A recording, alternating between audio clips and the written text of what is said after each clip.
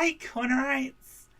Today I want to talk to you a little bit about some new science in space, because I like space and I get hot for science all the time, so I thought I might share some of it with you. So sit back, tuck in and enjoy Jen's Little Corner.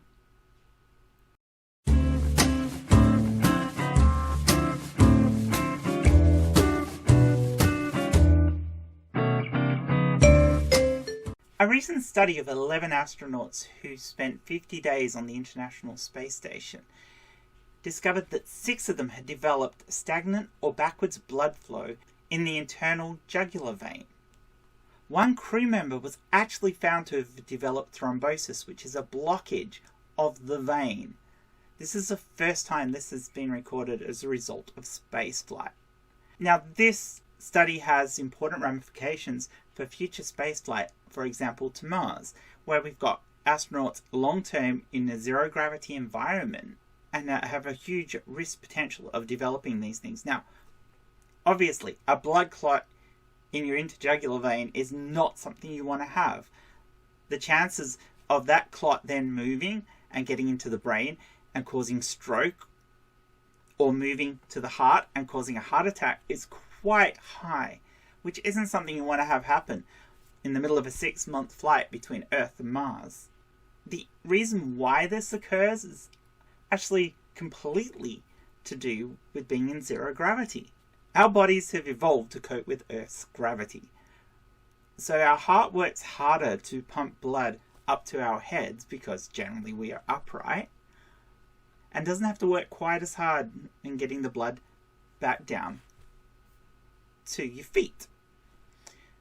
This means that our circulatory systems have evolved in such a way as to first try to push the blood up to the head, so we get lots of blood where it's really important at the brain, and then allow gravity to help get the blood out to the rest of the body.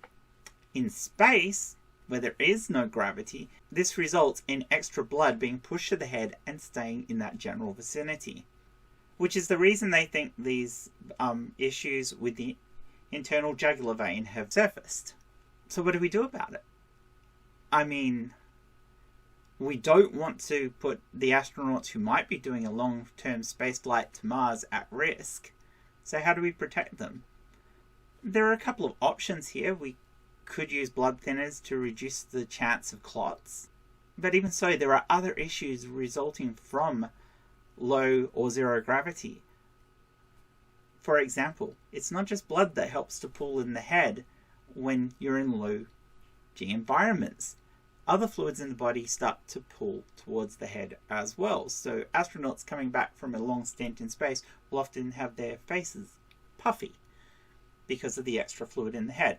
Some of this extra fluid can actually put pressure on the brain, which is also not a good thing and can lead towards stroke and other complications. So are we looking at a point where before we can actually send our astronauts to Mars, we're going to have to come out with artificial gravity for them? I mean, we have ways of making artificial gravity.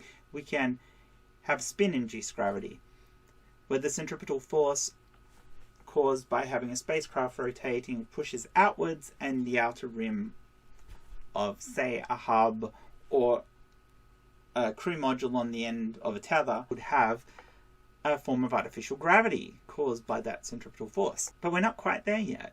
We don't quite have the right technologies, the right tetherings, the right ways of deploying these things for long-term flights to Mars. But it is looking likely that it may be something we have to invest in if we want to get our astronauts to Mars safely. Anyway guys, I have left a link to the article below in the description. Have a bit of a read, have a bit of a think, maybe drop a few comments in the comment section, and I will look forward to seeing you soon. And remember, please don't choke on the selfie stick.